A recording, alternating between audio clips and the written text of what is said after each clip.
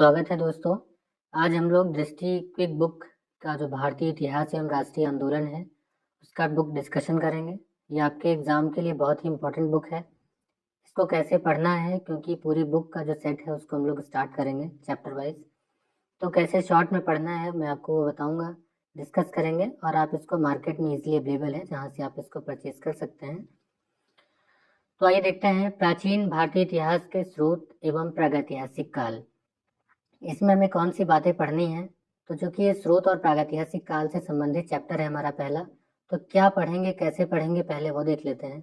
जो हमारे स्रोत होते हैं वो उनको दो भागों में हम लोग बांट सकते हैं। एक तो होता है पुरातात्विक स्रोत, दूसरा है साहित्यिक स्रोत। अब पुरातात्विक स्रोत में कौन कौन से हमें पढ़ने हैं, तो अभिलेख, स्मारक एवं भवन, सिक्के, मूर्तियां, चित्रकार, मोहरे।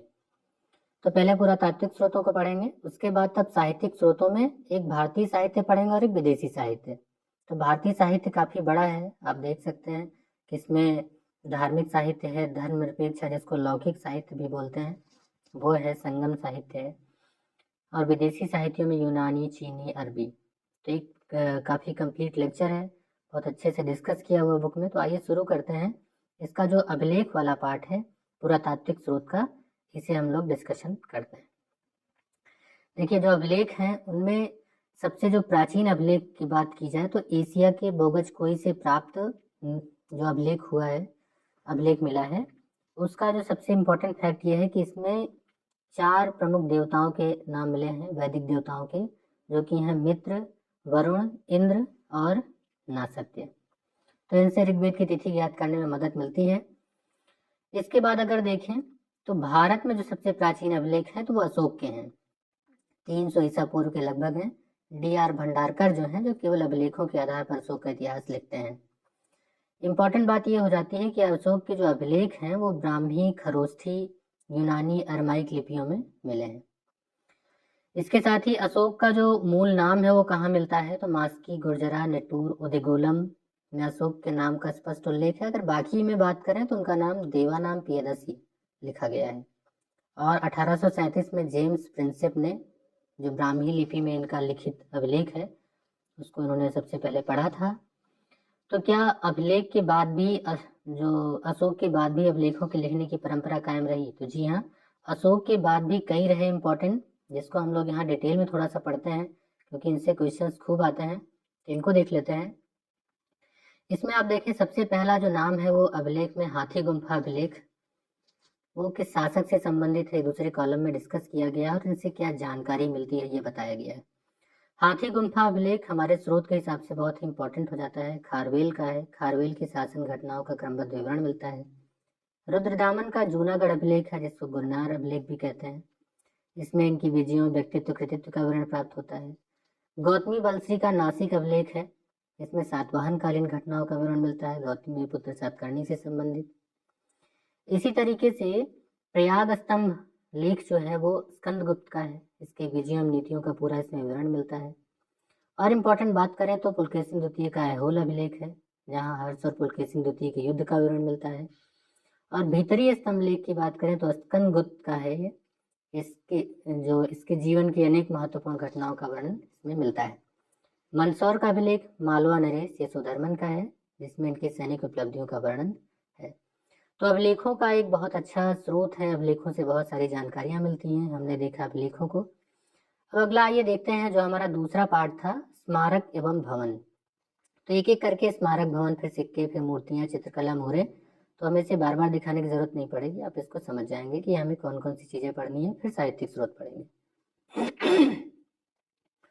स्मारक और भवन में जो हमें इम्पोर्टेंट है पढ़ना है, तो इनके बारे में जैसे सैंधव सभ्यता है, कई स्मारक ऐसे भवन मिले हैं जिससे हमें वहाँ की जानकारी मिलती है। प्रमुख जो मंदिर हैं वो इम्पोर्टेंट हो जाते हैं स्मारक भवन में, तो उनमें देखते हैं कौन से प्रमुख इम्पोर्टेंट है। जैसे देवगढ़ का दशावतार मंदिर है, भीतरगांव का मंदिर है जो कानपुर में है, अजंता की गुफाओं का चित्र है, सुल्तानगंज से प्राप्त बुद्ध की ताम्र मूर्ति है। 3 शैलियों में निर्मित है भारत के मंदिर, नागर शैली, बेसर शैली और द्रविड़ शैली। तो इसका अगर देखें तो जो सबसे नॉर्थ में है तो वो हो जाएगा आपका नागर शैली, उसके मध्य में देखेंगे तो हो जाएगा बेसर, और साउथ में देखेंगे तो हो जाएगा द्रविड़ शैली। दो इम्पोर्टेंट अपने आप में एक प्रतिनिधित्व करते हैं, तो जैसे दक्षिण भारत में अगर द्रविड़ शैली को देखा जाए, सबसे बेहतरीन उदाहरण तो तंजौर का राजराजेश्वर मंदिर है। अगर नागर शैली का देखा जाए तो खजुराहो का कंदरिया महादेव मंदिर है।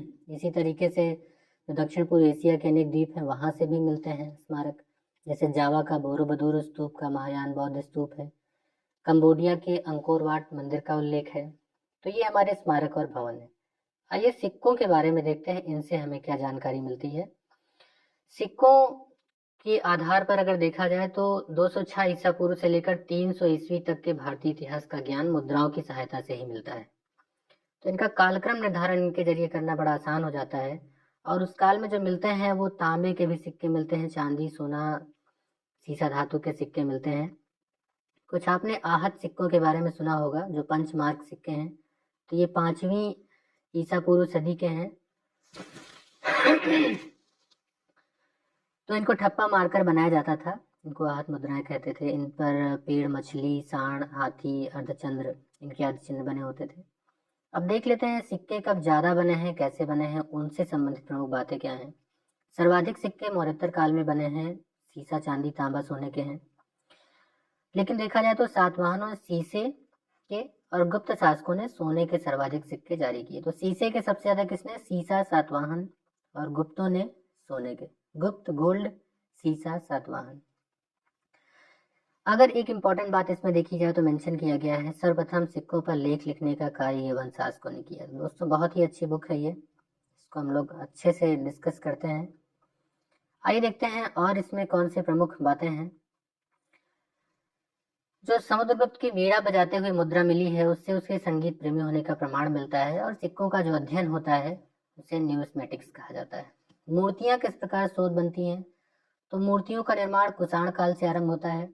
इन पर जो कुषाणकालीन मूर्तियां, इन पर वैदेशिक प्रभाव है। अगर स्वदेशी की बात करें तो मथुरा कला है।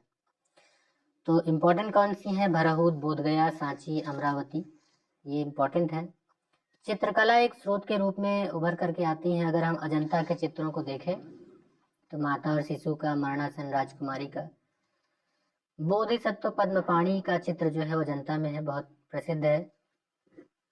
कई बार ऐसे पूछा गया है कि बोधिसत्व पद्मपाणि का चित्र जो है वो कहाँ पर मिलता है, तो आप इसको भी थोड़ा माइंड में रख सकते हैं।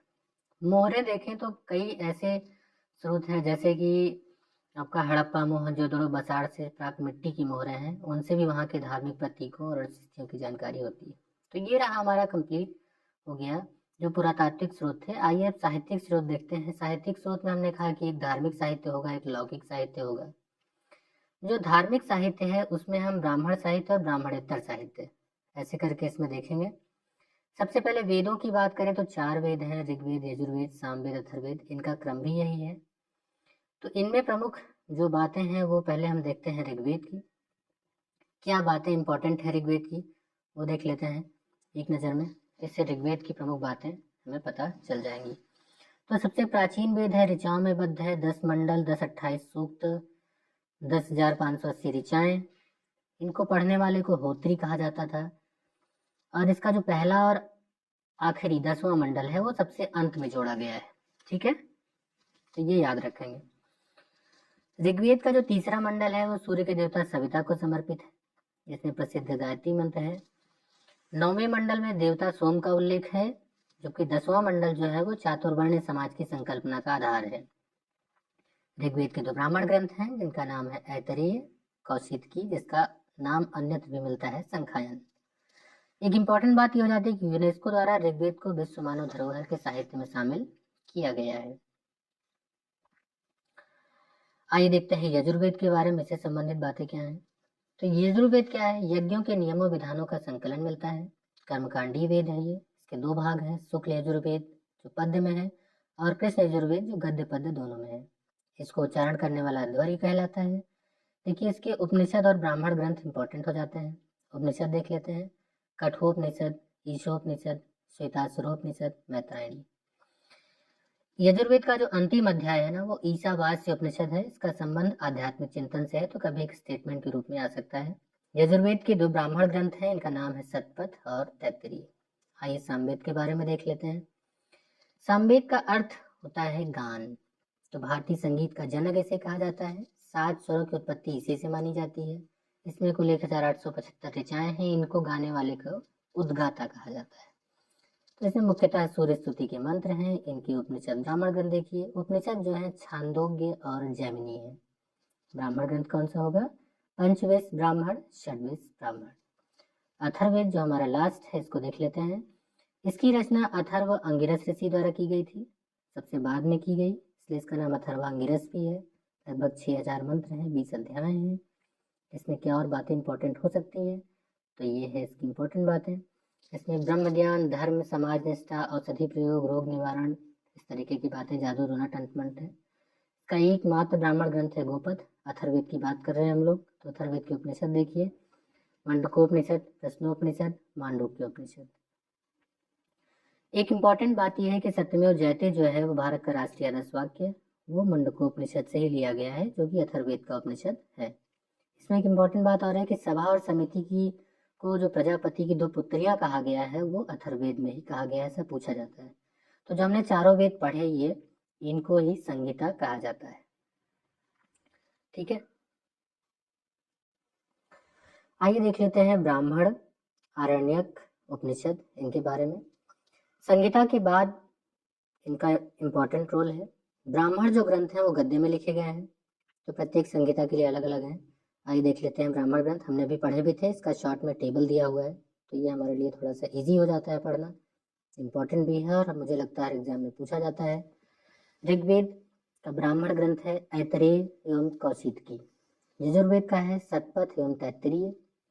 सामवेद का है पंचवेश एवं षड्वेश। अथर्ववेद का है गुपत। साथ में मैंने उपनिषद भी मेंशन कर दिए हैं, ऋग्वेद का मिला नहीं। यजुर्वेद का है कठोपनिषद, ईशोपनिषद, श्वेताश्वर और मैत्रायणी। इसी तरीके सामवेद के उपनिषद हैं छांदोग्य और जैमिनी। गोपद ब्राह्मण जो अथर्ववेद है, इसका जो उपनिषद है मुंडकोपनिषद, मांडूक्योपनिषद और प्रश्नोपनिषद। तो इसको आप शॉर्ट में रिवाइज कर सकते हैं। वेदांग 6 हैं। वेदांग में कौन कौन से हैं, तो शिक्षा, ज्योतिष, कल्प, व्याकरण, निरुक्त, छंद। इनका संबंध किससे है? शिक्षा का उच्चारण विधि से है, ज्योतिष भाग्यफल से है, कल्प का कर्मकांड, व्याकरण का शब्द व्युत्पत्ति से संबंध है, निरुक्त का भाषा विज्ञान से और छंद चतुष्पदी श्लोक है। जो सूत्र हैं वो वैदिक साहित्य को अक्षुण्ण बनाए रखने के लिए इनका प्रणयन किया गया है। इंपॉर्टेंट एग्जाम्पल कौन से हैं? स्रोत सूत्र, गृह सूत्र, धर्म सूत्र। तो जो यज्ञ, विधि विधान, कर्मकांड, राजनीति, विधि व्यवहार है, इनकी जानकारी प्राप्त होती है। महाकाव्य में हम देखेंगे रामायण महाभारत प्रमुख है। तो रामायण आप जानते हैं राम का वर्णन है, लेकिन इसके साथ ही ऐतिहासिक बात यह है कि इसमें हिंदुओं तथा यवनों और शकों के संघर्ष का वर्णन मिलता है। आप सभी जानते हैं इनकी रचनाकार महर्षि वाल्मीकि हैं। महाभारत की रचना वेदव्यास ने की थी। तो इसमें भी जो प्राचीन भारतवर्ष की सामाजिक, धार्मिक, राजनीतिक दशा है उसका पता चलता है। पुराणों से क्वेश्चन आते हैं। पुराणों में सबसे प्राचीन इतिहास का जो अच्छा क्रमबद्ध वर्णन मिलता है, तो पुराण की संख्या 18 है। इनके जो रचयिता और संकलन करता है वो है लोमहर्ष और उनके पुत्र उग्रश्रवा माने जाते हैं। इसमें सबसे प्राचीन देखें तो मत्स्य पुराण सबसे प्राचीन एवं प्रामाणिक है। ब्राह्मणेतर साहित्य देखें, हाँ एक इम्पॉर्टेंट बात इसमें यह हो जाती है कि 6ठी शताब्दी ईसा पूर्व के पहले का अगर प्राचीन भारतीय इतिहास के पुनर्निर्माण के लिए पुराण ही एकमात्र स्रोत है। तो ब्राह्मणेतर साहित्य में बौद्ध साहित्य और जैन साहित्य की बात करते हैं। बौद्ध साहित्य काफी इम्पोर्टेंट है, इसके बारे में जानते हैं। तो इनके ग्रंथों में त्रिपिटक सबसे महत्वपूर्ण है। त्रिपिटक 3 भागों में विभाजित है, विनय पिटक, सुत्त पिटक, अभिधम पिटक। विनय पिटक में क्या है, तो संघ संबंधी नियम, आचार संबंधी शिक्षाओं का वर्णन है। सुत्त पिटक में धार्मिक सिद्धांत और धर्मोपदेश का संग्रह है। अभिधम पिटक जो है वो दार्शनिक सिद्धांतों का संग्रह है। ये पाली भाषा में लिखे गए हैं। जो जातक ग्रंथ है वो बुद्ध की से संबंधित घटनाओं का वर्णन है। दीपवंश और महावंश 2 पाली ग्रंथ हैं। इनसे मौर्यकालीन इतिहास के विषय में जानकारी मिलती है। और इम्पोर्टेंट कौन से हैं? नागसेन द्वारा रचित मिलिंद पन्नु पाली भाषा में है ये।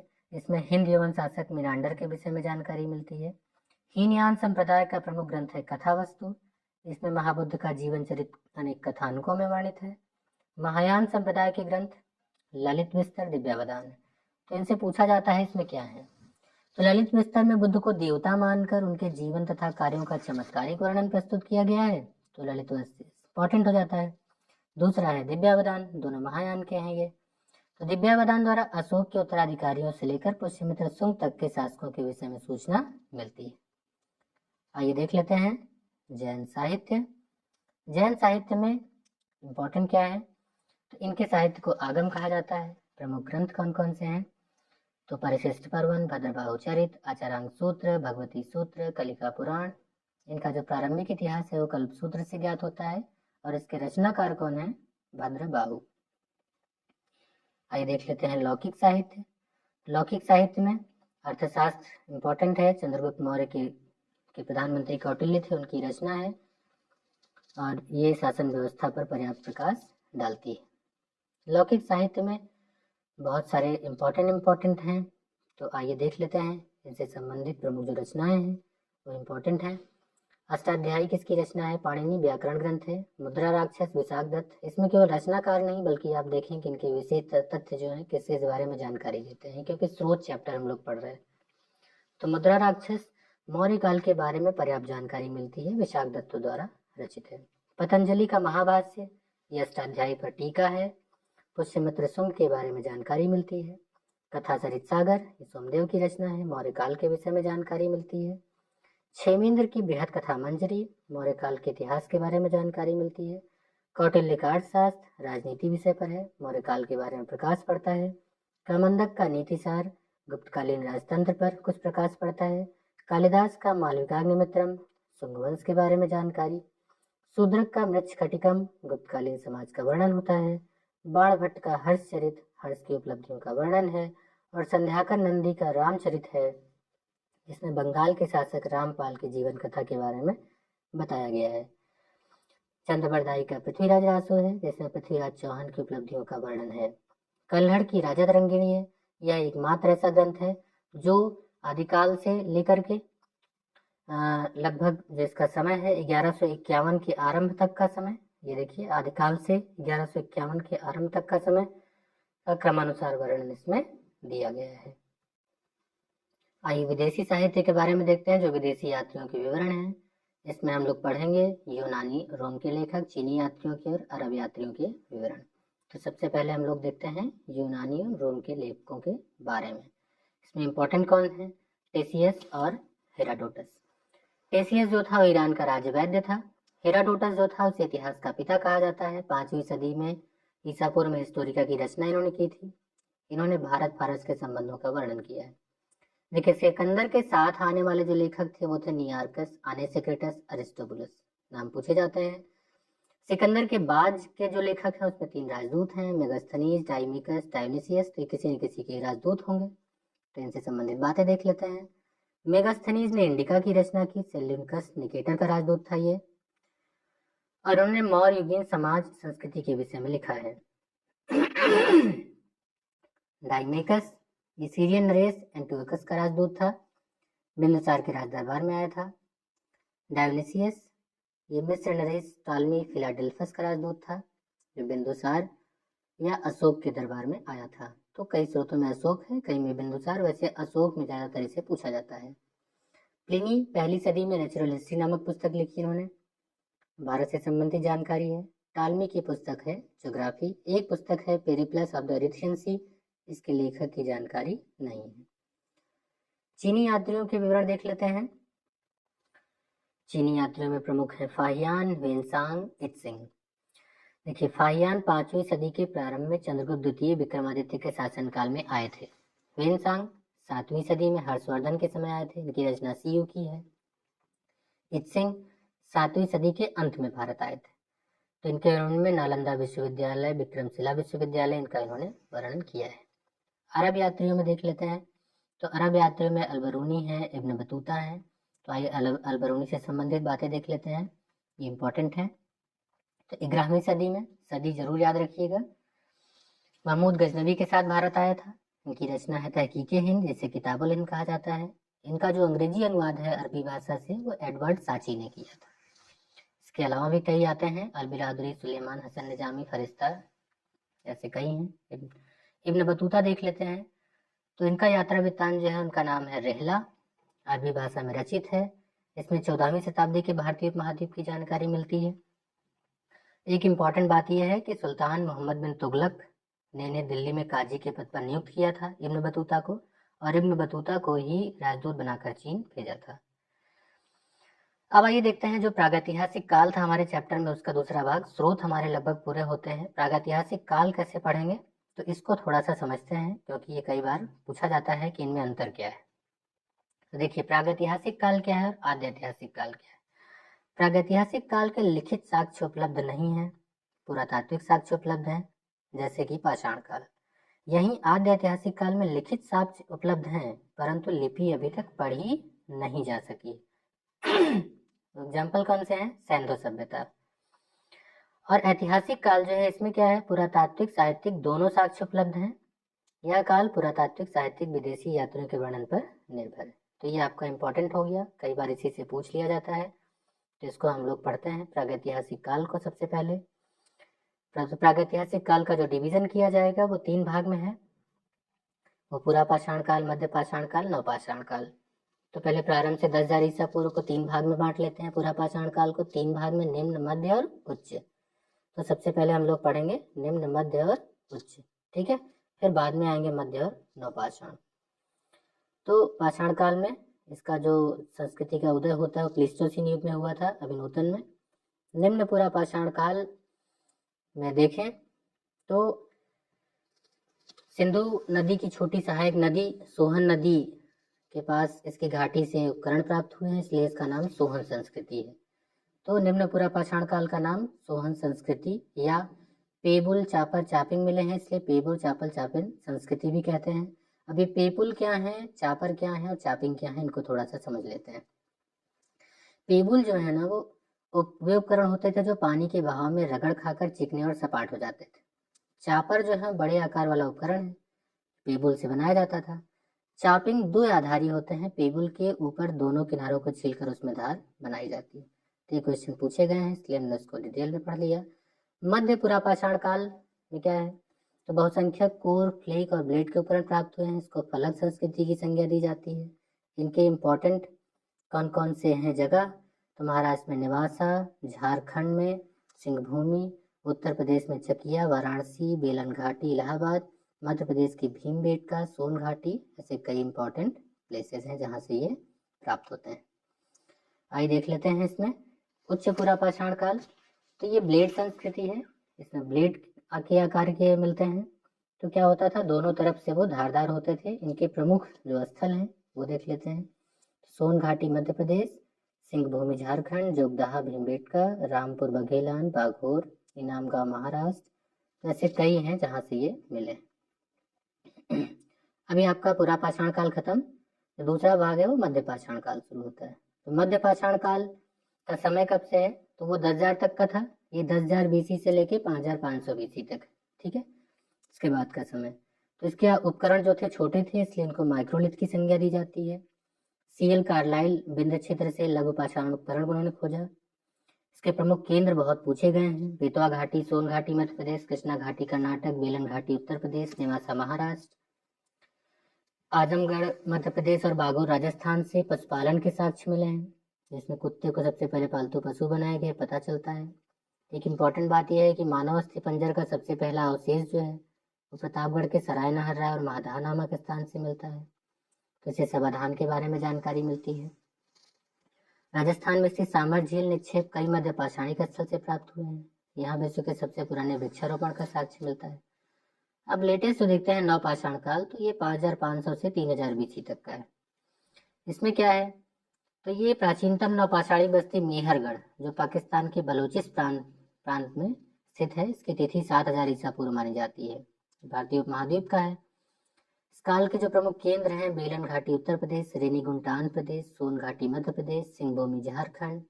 नवपाषाण कालीन स्थल भुजहोम और गुक्कराल से गर्तावास, मृदभांड और हड्डी के औजार मिले। इसी तरीके से और हड्डी के उपकरण कहाँ पाए गए हैं, तो चिरान बिहार से। कोलीडिवा इलाहाबाद से क्या मिला है, तो चावल का प्राचीनतम साक्ष्य प्राप्त हुआ है। तो ये बहुत ही लेटेस्ट संस्कृति थी, तो इसमें लगभग सारी चीजें विकसित हो चुकी थी, ठीक है। यहाँ से तांबे की बनी कुल्हाड़ियाँ, चूड़ियाँ, चादरें, तो गिलुंद जो है संस्कृति का केंद्र माना गया है। तो माफ कीजिएगा, ये थोड़ा सा ये दूसरे का पेज का है। आद्य ऐतिहासिक काल में देखते हैं। तो आद्य ऐतिहासिक काल पाषाण युग की समाप्ति के बाद धातुओं के युग का प्रारंभ हुआ। आद्य ऐतिहासिक काल या धातु काल कहा जाता है।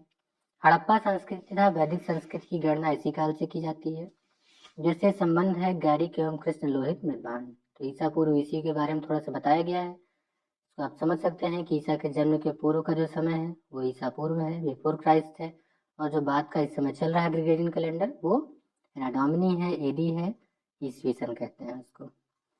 ताम्र पाषाणकालीन संस्कृतियां देख लेते हैं। तो 5000 ईसा पूर्व में मनुष्य ने जिस धातु का प्रयोग किया वह तांबा था। इसमें पत्थरों के साथ इसका प्रयोग होता था, इसीलिए इसे ताम्र पाषाण काल कहते हैं। तो ये ग्रामीण संस्कृतियां थी। अब ये प्रमुख संस्कृतियां के इनके नाम और इनके स्थान पूछे जाते हैं।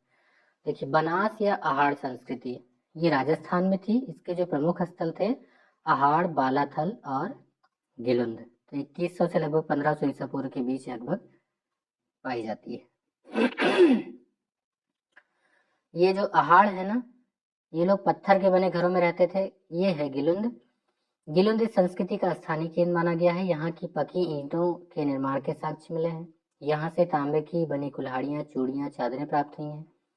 कायथा संस्कृति जो है वो मध्य प्रदेश में पाई जाती है। इसके जो प्रमुख स्थल हैं कायथा तथा एरण।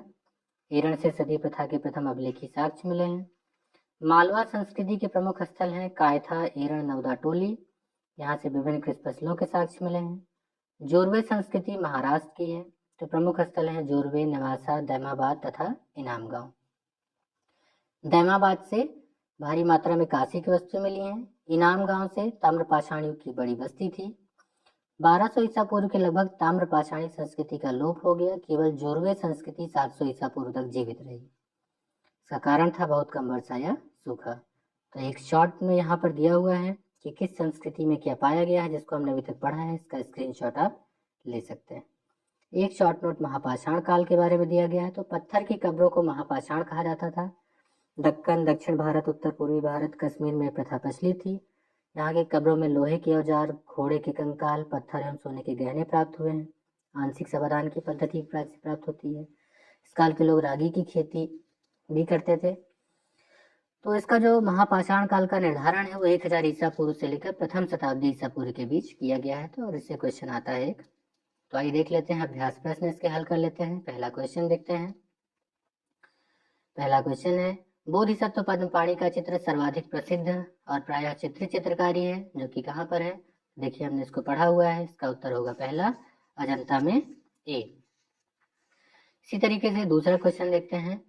तो विंध्य क्षेत्र के किस शिलाशय से सर्वाधिक मानव कंकाल मिले हैं। मोरहना, गगरिया, बगही-खोर, लिखैया। तो इसका उत्तर होगा डी, लिखैया। एक ही कब्र से 3 मानव कंकाल मिले हैं, सरायना हर्राय, दमदमा, महदहा, लंगनाथ से। तो इसका उत्तर होगा दमदमा से। आइए अगला देखते हैं। हड्डी से निर्मित आभूषण भारत में मध्य पाषाण काल के संदर्भ में कहाँ से प्राप्त हुए हैं। सरायना हर्राय, महदहा, लिखैया, चौपानी मांडो। तो इसका उत्तर होगा बी ऑप्शन, महदहा। कौन सा होगा, महदहा। भीमबेटका कहाँ पर स्थित है। भोपाल, पंचमढ़ी, सिंगरौली, अब्दुल्लागंज, रायसेन। तो इसका सही उत्तर होगा अब्दुल्लागंज, रायसेन। छठा क्वेश्चन देखते हैं। भीमबेटका किसके लिए प्रसिद्ध है। देखिए 6th क्वेश्चन, गुफाओं के शैल चित्र, खनिज, बौद्ध प्रतिमाएं, सोनदी का उपागम स्थल। तो आप सभी जानते हैं गुफाओं के शैल चित्र के लिए फेमस है। 7वां है, निम्नलिखित में से किस स्थान पर मानव के साथ कुत्ते को दफनाए जाने का साक्ष्य मिला है। बुर्जहोम, कोलीडेहवा, चौपानी मांडो और मांडो। इसका सही उत्तर होगा बुर्जहोम। 8वां है, भारत में मानव का सर्वप्रथम साक्ष्य कहाँ पर मिला है। नीलगिरी पहाड़ियाँ, शिवालिक पहाड़ियाँ, नल्लामला पहाड़ियाँ, नर्मदा घाटी। तो इसका सही उत्तर होगा डी ऑप्शन, नर्मदा घाटी। आइए देखते हैं अगला क्वेश्चन। 9th, भारतीय पुरातत्व सर्वेक्षण निम्नलिखित विभागों मंत्रालयों में किसका संलग्न कार्यालय है। संस्कृति, पर्यटन, विज्ञान एवं प्रौद्योगिकी, मानव संसाधन विकास। तो इसका सही उत्तर होगा ए ऑप्शन, संस्कृति। 10वां क्वेश्चन देखते हैं। निम्नलिखित में से किसको चारकोलिथिक युग भी कहा जाता है। तो पुरापाषाण, नवपाषाण, ताम्रपाषाण, लौह युग। तो ताम्रपाषाण युग को कहा जाता है 10C। 11th क्वेश्चन देखते हैं। संस्कृत व्याकरण अष्टाध्यायी का रचयिता कौन था? पतंजलि, पाणिनि, कालिदास, बाणभट्ट। तो अष्टाध्यायी के रचनाकार हैं पाणिनि। आइए 12th क्वेश्चन देखते हैं। बुद्ध की जीवनी की रचना बौद्ध साहित्य में विशेष स्थान रखती है। निम्नलिखित में से कौन सी एक बुद्ध की पूर्ण जीवनी है?